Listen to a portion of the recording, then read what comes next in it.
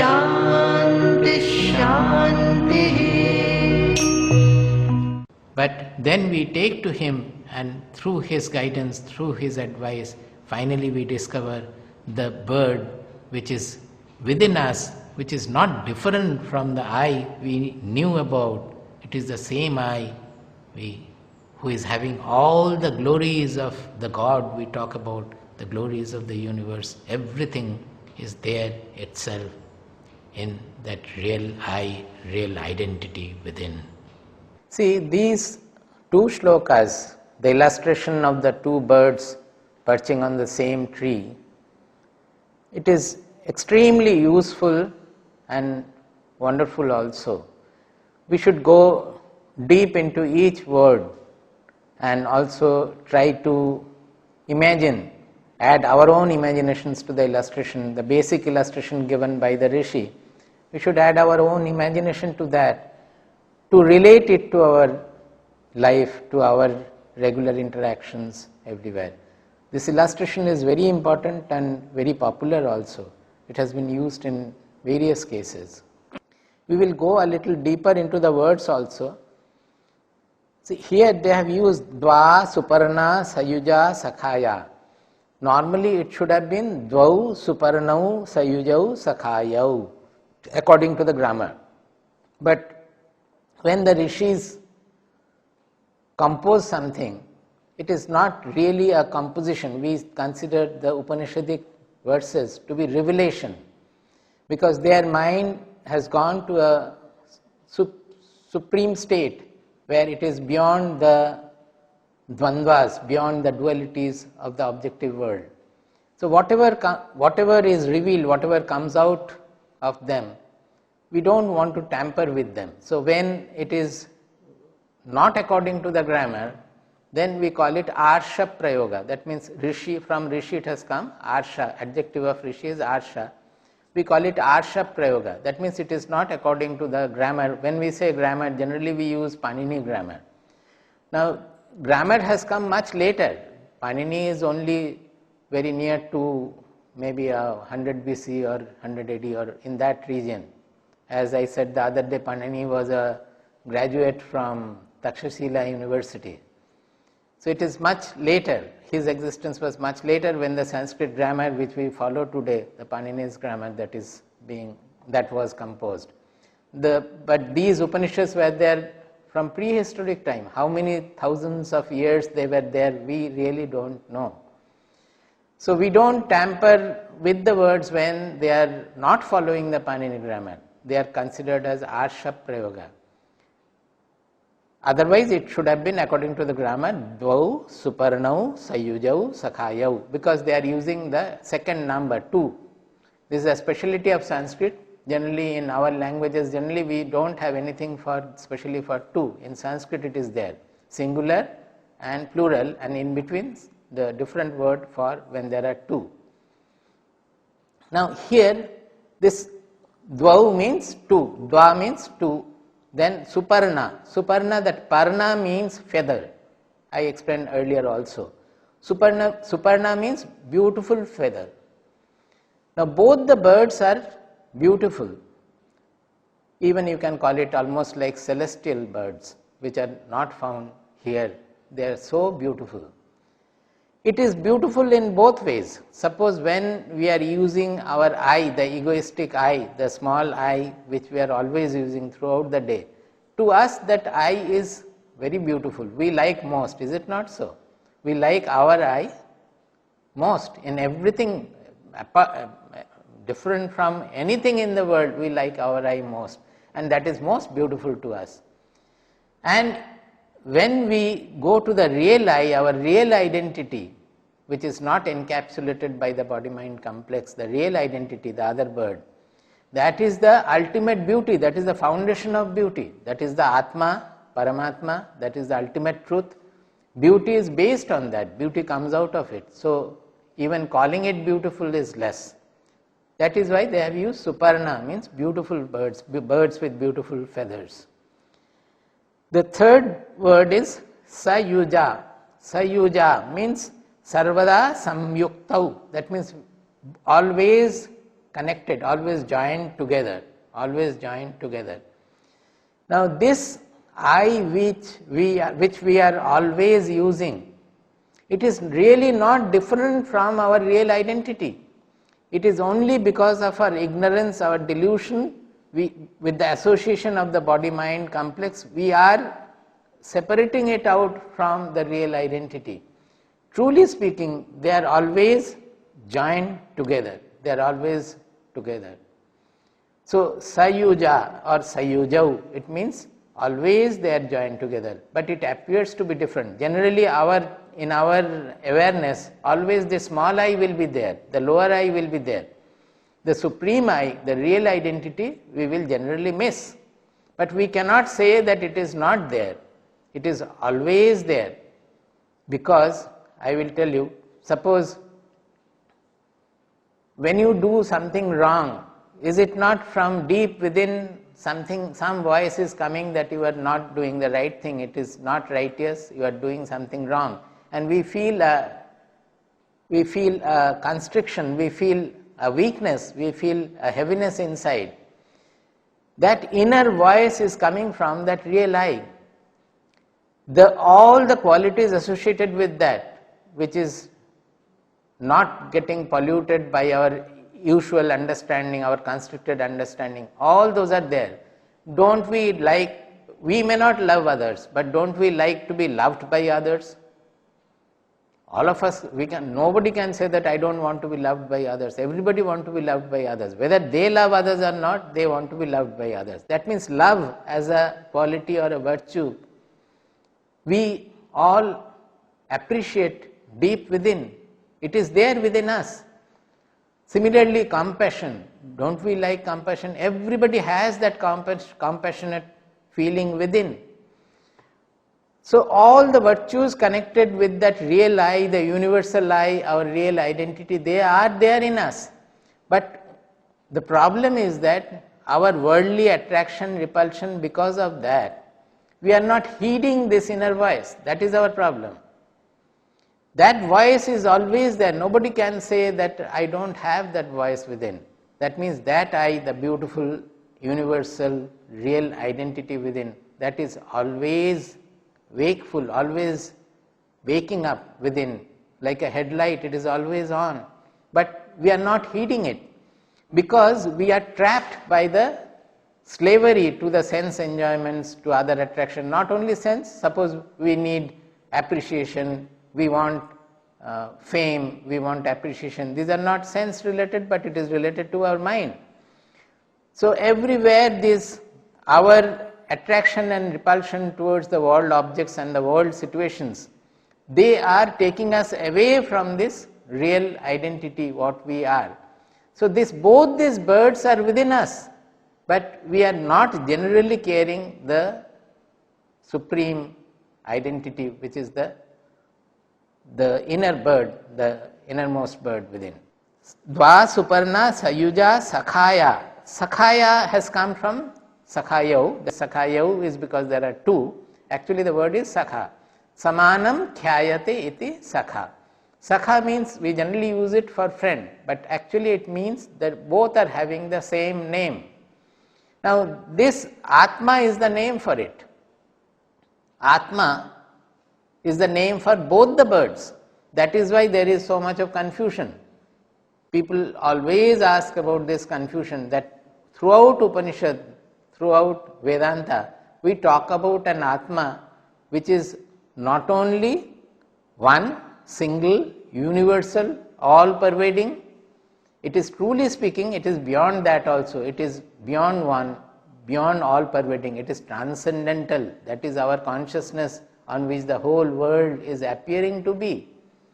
But at the same time, we have shlokas in the Upanishads as well as Bhagavad Gita, as well as the Puranic texts and other religious texts, where we find the Atma is moving from one body to other body. It is during death, it is going away. When the body falls, the Atma goes here, there. That means if it is all-pervading, there is no question of the Atma moving from here to there at all. But we are talking about a small Atma which we generally feel, everybody feels that the I-ness within which is small, and we are worried about what is happening to that I when the body falls, etc. So we have given a name Jivatma for this, and the universal Atma we call Paramatma as the real identity. But truly speaking, they are not different. It is only for our understanding at a lower level we are differentiating. When we really look for the Atma, as we call Pratyaga Atma also, the other day I explained, Pratyaga Atma means inward Atma. Why? Because to find out that Atma, we have to go within, we have to look within.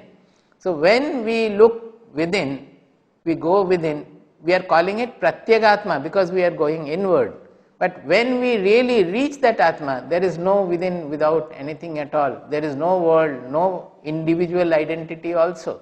The whole thing vanishes in the one transcendental consciousness, the Atma.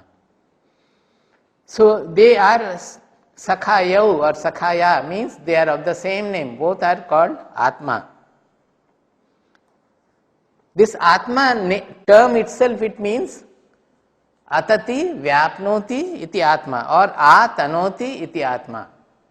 Samantat means near, and Tanoti means which is Vyapnoti, which is all pervading. So the Atma word itself, it means all pervading, but we are using it for small Atma encapsulated by our body mind personality also when we use the word Jivatma. Now he says Dva Suparna Sayuja Sakhaya Samanam Vriksham Parishasvajate. Samanam Vriksham Parishasvajate. This Parishasvajate means they too are embracing Samanam Vriksham, the same tree. Samanam Vriksham Parishasvajate. Both of them are embracing the same tree. Now this Vriksha word also, we should go into the etymology. The Vriksha word has come from Vrashchanat iti Vriksha. Vrashchanat iti Vriksha. This Vrashchanat means which is impermanent, which is cut, which dies, which falls, like that. So by using the Vriksha word for the body, they are using parallelly, the meaning is that it is impermanent. That both these eyes are amalgamated with, both these eyes are completely embracing this body, mind, senses, aggregate, the personality, which is impermanent. But the Atma is not impermanent, Atma is permanent, it is immortal. To point out that, they have used this analogy, this illustration, that both are appearing to be sitting on the tree, holding on to the tree. But really speaking, the Atma transcends the tree. So Parishvakta means the embracing closely. And in the second line, Tayor Anyaha, I have already explained, so I am not going detail into it. Tayor Anyah Pippalam Sadvati. Amongst the two, one is tasting the fruits, as I said, sometimes good, eating that it becomes happy, sometimes it is bad, it becomes unhappy. Anashnananyo Abhichakashiti. This Abhichakashiti, it has come from Abhichakshana, Abhichakshan. Abhichakshan means it is a look, I said the other day also, that it is a look which is having a Kevali Bhava. Kevali Bhava means it is not focused, it is watching everything as a witness. And not only that, another meaning is that it is a look with a kind, graceful, it's an observation with a kind, graceful look. So we have to imagine how this other bird is looking at the other from the lower bird. Now here we are adding our imagination that the two birds, the Upanishad says they are sitting on the same tree. But I am saying that one bird is sitting on a lower branch, almost at the lowermost branch.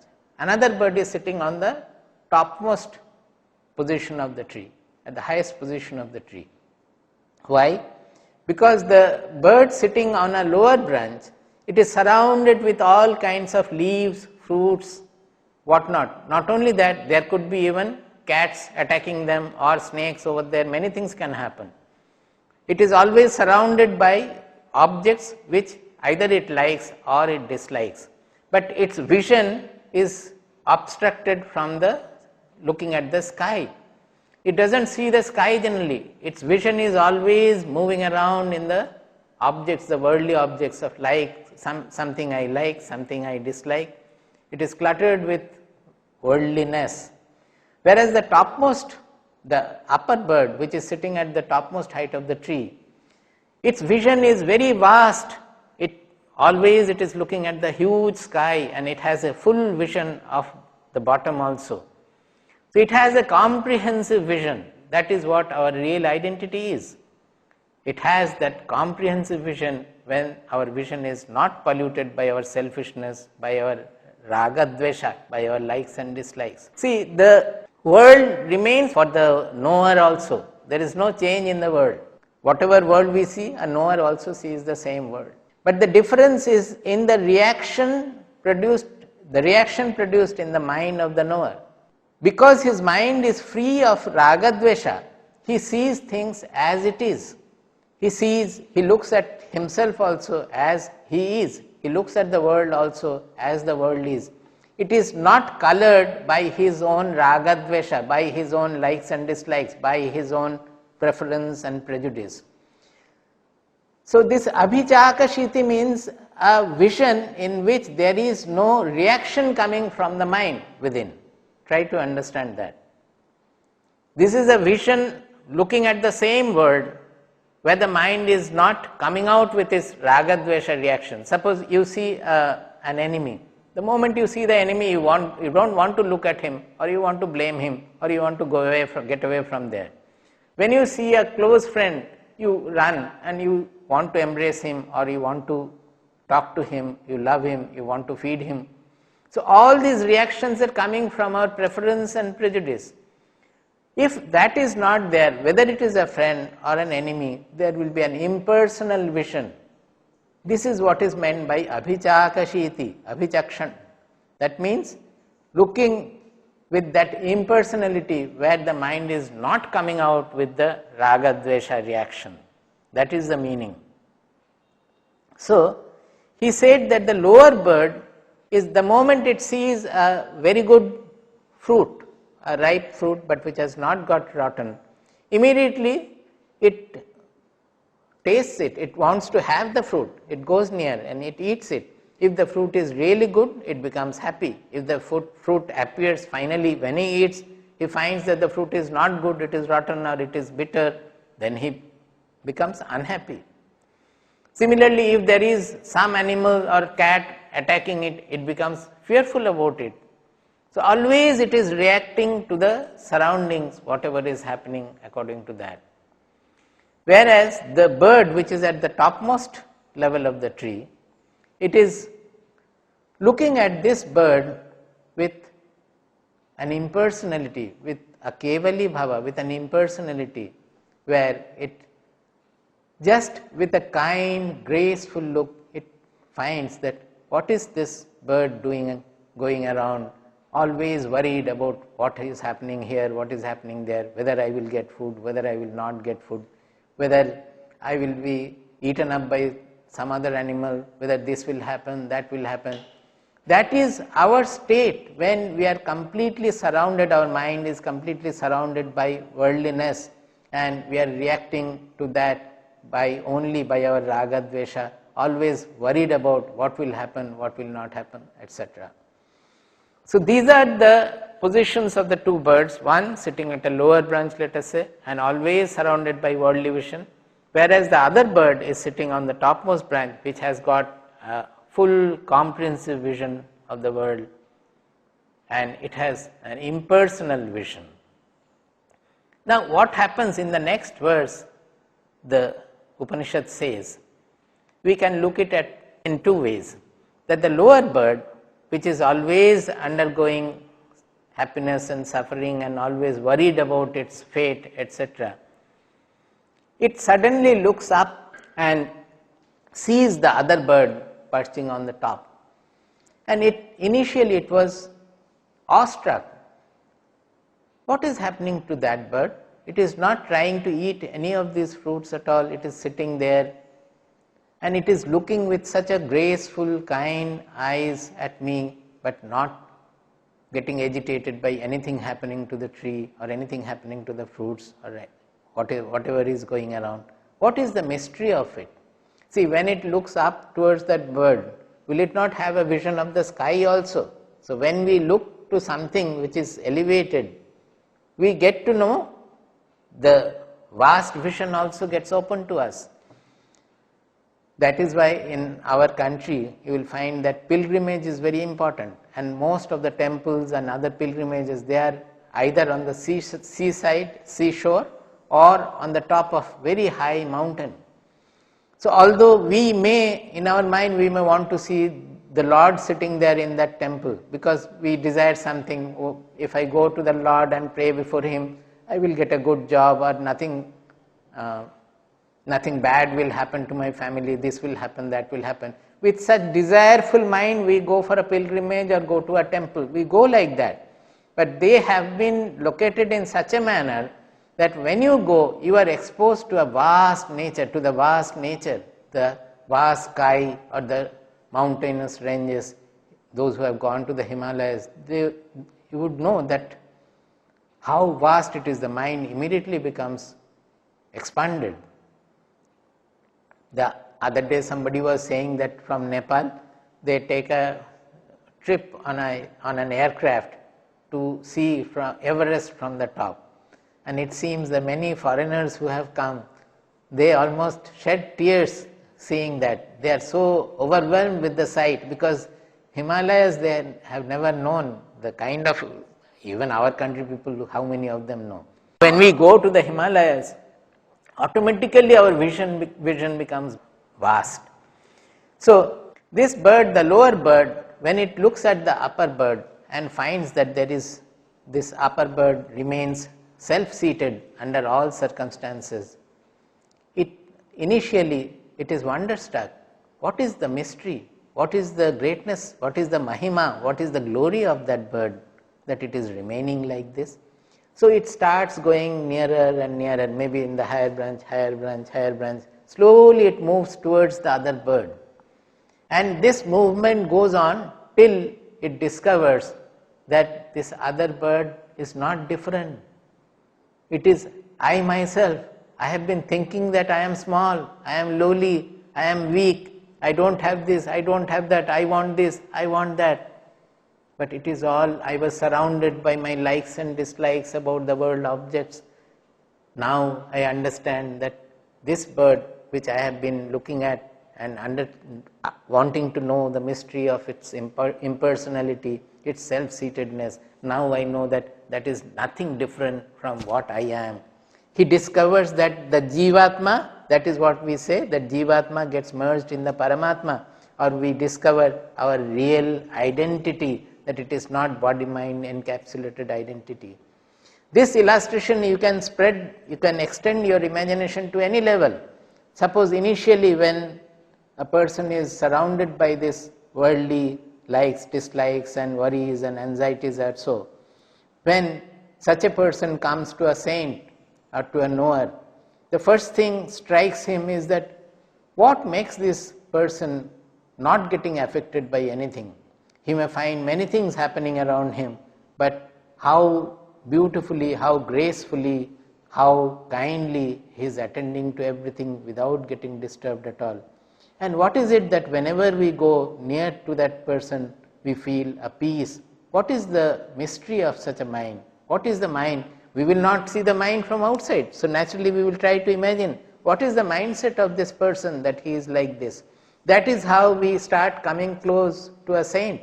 Maybe first exposure gives us a new dimension.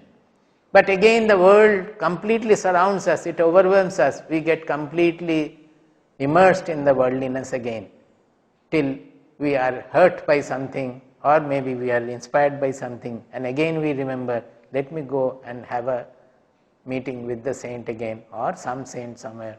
We go again, and then again we find that there is something extremely blissful and peaceful about these people, or about this person. So he starts coming closer and closer to that person. This is what happens when a person, understanding that there is something beyond which will by getting which we will not look for anything else. As Bhagavad Gita says, Yam labdhva chaparam labham manyate nadhikam tataha. That means by getting which we will never look for anything else.